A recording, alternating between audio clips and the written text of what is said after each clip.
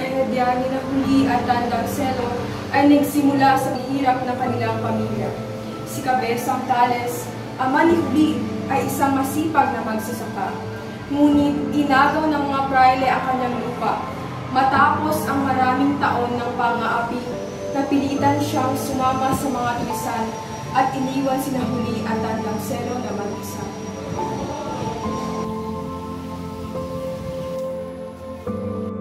Paano naging sa inyo? Ako ang naglinis, nagtanim at nagpaunlad ng lupang ito. Wala kayong ginawa dito. Batas ng Diyos at ng simbahan ang umiiral. Kung ayaw mong magbayad, pwes, may paraan ng pamahalaan. Hindi ako magbabayad. Lupa ito ng mga tao at hindi ng mapang-abusong mga praile. Naglakad pa uwi si Cabezang Tales at lubhang may malalim na inis. Ang gabi, Cabezang Tales, may magbabayad para sa iyo. Hindi ako mayaman.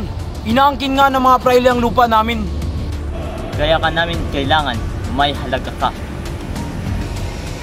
Bitawan niyo ako! Bitawan niyo ako! Wala kayong karapatan! Hindi ka ang gusto namin, kundi ang pantubos. Sabihin mo sa pamilya mo na malaking halaga ang kailangan para mabawi ka. Wala kaming ganong kalaking pera. Ni pagkain wala kami. Hindi namin yun problema. Kung hindi ka nila mabayaran, tignan natin kung sino ka sa huli.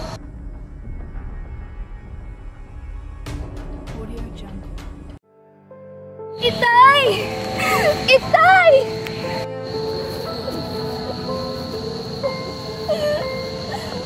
Itay! Huwag kang magpapaloko sa kanila! Sa pagkawala ni Cabezang Tales, lalo pang lumubog ang pamilya sa paghihirap. Ang kawalang hustisya sa lupa ang nagtulak sa kanya sa kamay ng mga tulisan.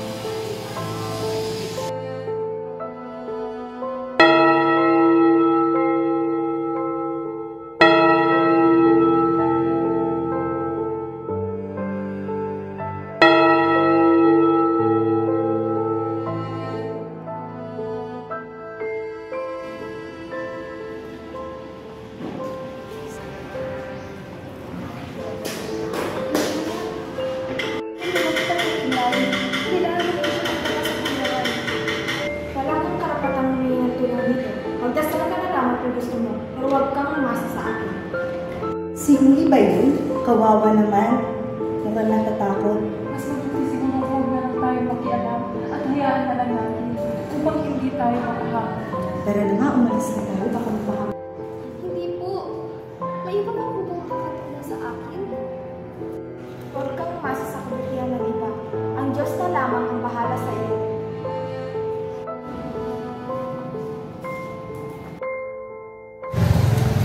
Dahil sa pagtanggi ni Hermana Penchang, napilitan si Huli na hanapin ang isa pang inaasahang tutulong, si Hermana Bali, na kilala sa pagiging may koneksyon.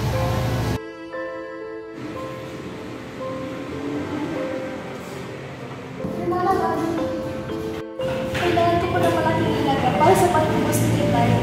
Alam ko may paraan. Alam ko ang sitwasyon mo, Ina. Ngunit ang ganong kalaking pera, hindi yan basta-basta na hanap. Kinakailangan niya ng tiyaga at sakripisyo. Ano pong kailangan kong gawin? Gagawin ko po ang lahat. May mga taong handang tumulong, ngunit hindi lahat ay basta-basta ibibigay ng pera. May kapalit yun. Kung gusto mong makita ulit ang ama mo, kailangan mong maging mas mabait sa mga may kaya, lalo na sa mga clay. Hindi po. Hindi po ako payag sa ganun. Kung ayaw mo talaga, hindi kita pipilitin. Ngunit sayang naman ang pagkakataong ito. Magdasal ka na lang. Tingnan natin kung mas makakahanap ka ng mabuting paraan bago matapos ang mundo. Ngunit sa kabila ng payo ng Hermana, si Huli ay walang ibang magawa kundi lumapit kay Padre Camora sa tingin ng pag-asa.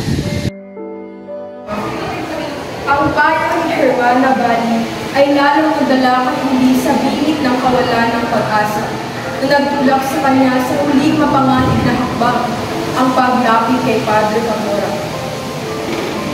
Sa desperasyon, lumapit si Huli kay Padre Camora. hindi alam ang masamang intensyon ng pari. Sa unang tingin, siya ay tila mabait, ngunit may lihim na kasamaan. Padre, hindi ko po ang tulong ninyo. Nakakabalik na po ba si Itay? Aba-aba ang lubot. Pwede naman, ngunit may kapalit-ihan. Kapalit po, alam kong ibig din ang sabihin. Sumunod ka na lang sa akin. Hindi mo ba ako naiintindihan? Padre, hindi po tama.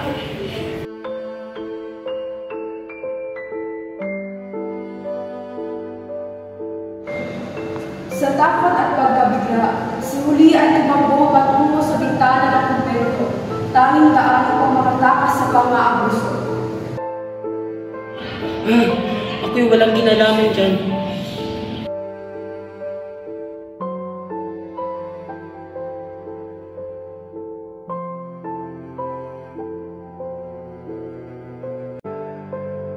Ngunit, ang takot at trahedya ay hindi nagtatapos sa kanya lamang. Si Tandang Selo ay nalulunod sa lungkot at kawalang halaga ng lipunan.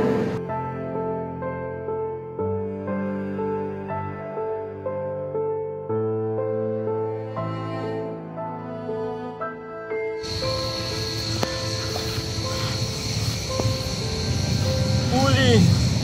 Apo! Asan ka, aking apong Huli? Hindi kinaya ni Tandang Selo ang sinapit ng kanyang apo. Nang makita ang panyo ni Huli sa sahig, huminto ang kanyang puso sa takot at lungkot.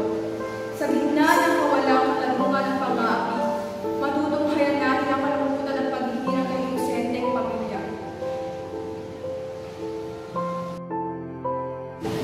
Sa mundong puno ng pang-aapi, unti-unting naglalaho ang tinig ng paghihirap. Si Kabesang Tales, napilitang sumama sa dahas. Si Tandang Selo, pinatahimik ng kapangyarihan. At si Huli, inosente at mabuting puso, nabigo sa paghahanap ng mundo. Sa isang iglap, gumuho ang pamilya hindi sa kasalanan, kundi dahil sa kawalang katarungan. At sa katahimikan na iwan, tanong ng bawat puso, sino ang magtatanggol sa mga inosente sa mundong ito? Kala nyo ba ang kapangyarihan